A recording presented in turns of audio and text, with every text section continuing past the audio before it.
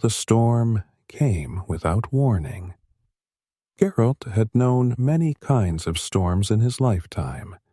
Storms of steel and blood, storms of magic unleashed by mad sorcerers. But this one was something else entirely. It was alive. It howled with the voices of the damned, tore through the air with claws of invisible force, and reeked of something older than chaos itself. The sky above Toussaint split apart like glass under a hammer, revealing an endless spiral of violet light and screaming faces. His medallion rattled violently, vibrating with such intensity that it nearly broke free from its chain. He muttered an oath, reaching instinctively for his potions, but no elixir could steady him against what came next. The world folded. There was no fall, no flight, only a tearing sensation, like being unmade and rebuilt at one. The Witcher's eyes opened to a world beyond nightmares. The ground was metal and ash. The horizon bled red light through choking clouds. Towering Gothic spires, carved with skulls and impossible machinery, pierced the heavens. Black smoke belched from colossal cathedrals that seemed to pray and breathe at the same time. The air was thick with static, whispers, and something worse. The lingering echo of the warp. Geralt rose slowly, his enhanced senses overwhelmed. The stench of ozone mixed with oil and death. Strange figures moved in the distance, humanoid, yet augmented with steel and wires. They watched him through glowing lenses, their mechanical limbs hissing with steam. One of them, a priest of the Adeptus Mechanicus, approached and spoke in a garbled, machine-filtered tone. Geralt caught fragments. Anomaly, warp breach, organic deviation.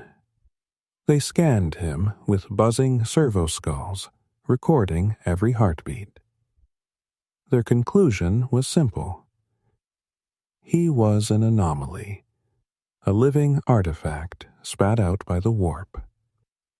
They left him under the watch of the Imperial Guard, who were barely more human than the machines themselves. Over time, Geralt learned fragments of this galaxy's madness. They called this place the Segmentum Obscurus, a cluster of worlds on the edge of damnation. They spoke of gods that fed on emotion, of beings that twisted reality into their own image, demons. And when the Mechanicus tried to study his swords, they found something they could not replicate. The steel resisted the warp. That caught the attention of the Inquisition. They interrogated him for days, demanding to know what planet he hailed from. He simply replied, "I hunt monsters." And that, oddly enough, was the answer they needed. Soon, Geralt found himself aboard a rusted transport bound for a dying world, a place they called Desolath Prime, where the barrier between reality and the warp was collapsing. Entire cities were consumed by madness, people transformed into creatures of nightmare. As the ship descended into the planet's burning atmosphere, Geralt stood at the viewport, watching the storms below twist like serpents of violet fire. This world was infested with monsters not born of alchemy or curses, but of thought, fear, and sin itself. For the first time in a long while, Geralt smiled grimly. The hunt was on. Desolath Prime was a world lost to nightmares. Once a thriving hive world of the Imperium, it was now a broken graveyard of metal spires and cracked skies. Cities lay half-sunken into molten ground, their towers bleeding light into the void. The warp had begun to feed here, and the line between man and demon was vanishing. Geralt had seen cursed lands before. Villages where specters ruled, forests haunted by ancient beasts. But this was not magic. This was madness given shape. Every sound, every shadow, seemed to breathe. His witcher senses felt wrong, as if reality itself twitched beneath his feet. The Inquisition had sent him here with a small squad of soldiers led by Inquisitor Lysera Vaunt, a woman whose eyes burned with faith and exhaustion in equal measure. Her bolter was scarred, her armor etched with purity seals. She called Geralt the mutant, yet despite her disdain, she kept him close. She had seen him cut down horrors no bolter round could touch. They moved through the ruins of a manufactorum where the veil between realms was thin. Statues wept molten iron. Whispering faces formed in walls of steel. Geralt's medallion vibrated in a low, continuous hum, the unmistakable sign of something powerful nearby. Then the warp tore open. A rift split the air like shattered glass, and from it poured demons, crimson horrors of claws and smoke, their laughter a living infection. The soldiers broke instantly, screaming prayers, firing blindly into the storm. Lysera held her ground, shouting holy litanies. Geralt moved. He drank a glowing blue elixir, a mixture of witcher mutagen and mechanicus serum, his veins lit with power. Time slowed. His silver sword shimmered with a plasma edge granted by a tech priest's modification. He cut through the Daemons in blinding arcs, his strikes clean and silent.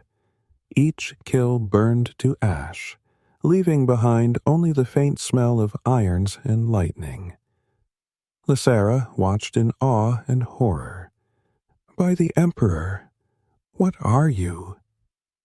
Geralt didn't answer. His focus was elsewhere, on the rift itself. The demons were not invading at random. They were following something. A scent. A mark. Him. He felt it deep in his bones. The warp knew him now. It whispered promises in a voice older than the world itself. "Hunter, come deeper. Find us in the dark." When the rift finally collapsed, Lysera's squad was dead. Only she and Geralt remained, surrounded by smoking ruins and warped bodies. The Inquisitor knelt, clutching her relics. Geralt stood silent, envying the empty sky. He could feel the eyes of the warp watching him still. Back aboard the Inquisition frigate, Lysera reported her findings. Her voice trembled. "The anomaly fights demons, but bears their scent. He walks through warp storms and lives. He may be a weapon of the Emperor, or something far worse." The report spread quickly. Within weeks, the Ordo Malleus, the daemon hunters of the Imperium, took notice. They sent word to the Grey Knights, the most sacred and secretive chapter of Space Marines. Their mission was simple: find the Witcher and determine whether he is man or heretic.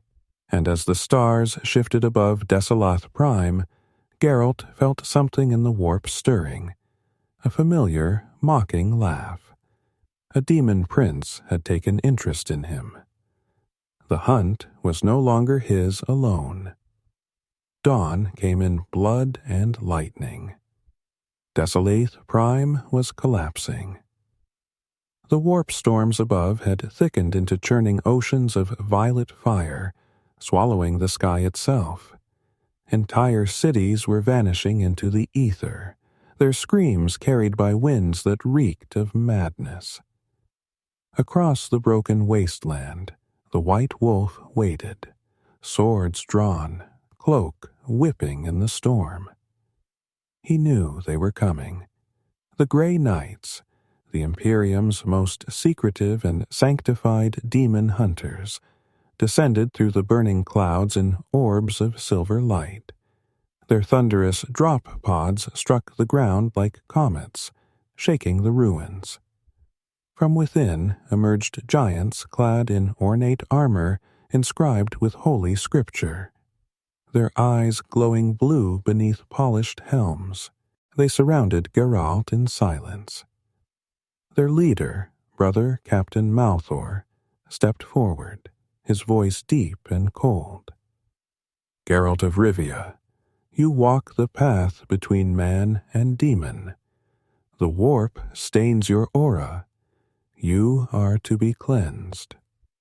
Geralt gave a grim half-smile. "If you think you can." But before the Grey Knights could raise their weapons, the world itself tore apart. A scream, impossibly vast, echoed across Desolath Prime. The air ignited, and from the sky descended a colossal shape born of nightmares. The demon, Prince of Tzientch, master of change and deceit, unfurled his 1,000 wings.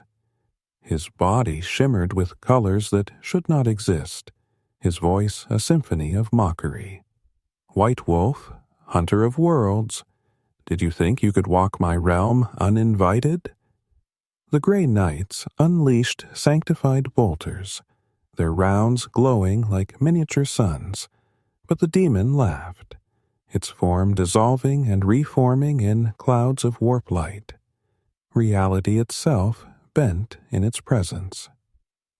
Geralt knew this was the voice that had haunted him since the first rift opened, the same laughter that whispered in every storm. This was his quarry, the final monster. He took a deep breath, downed his last vial, a shimmering mixture of Witcher alchemy and Mechanicus plasma essence. His veins erupted in light, his eyes burning gold. He turned to the Grey Knights. "We end it, together."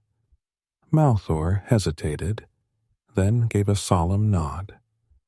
The battle that followed would be spoken of for centuries. The demon's sorcery twisted the landscape into a labyrinth of fire and glass. Grey Knights struck with psychic fury, each invocation shaking the heavens, while Geralt moved like a phantom among them, striking the demon's limbs, disrupting its form, severing tendrils of warp matter that tried to rewrite reality itself. At the climax, the demon's core, a heart of pure warp energy, revealed itself. Geralt leapt, his silver poi, lasma blade burning white-hot, and plunged it deep into the creature's chest. A blinding explosion erupted, swallowing the battlefield. When the light faded, the demon was gone. The sky cleared. The warp storms began to retreat. But Geralt was nowhere to be found. All that remained was his sword, embedded in the scorched ground, glowing faintly blue, whispering softly as if still humming with life. The Grey Knights recovered it in silence. Brother Captain Malthor gazed upon it and spoke only one line. "Even monsters can serve the Emperor's will." Centuries passed. Desolath Prime became a forbidden shrine world. Pilgrims whispered of a pale figure seen in the warp, a man with golden eyes and 2 swords, walking among demons yet untouched by corruption. Some claimed he hunted the nightmares of chaos itself. Others said he had become a legend, a spirit bound between realms. Wherever the warp bled, when demons rose unchecked, there were those who swore they saw him, the white wolf, standing alone in the storm, blade in hand, medallion glowing. And thus another legend was written into the endless void of Warhammer 40K.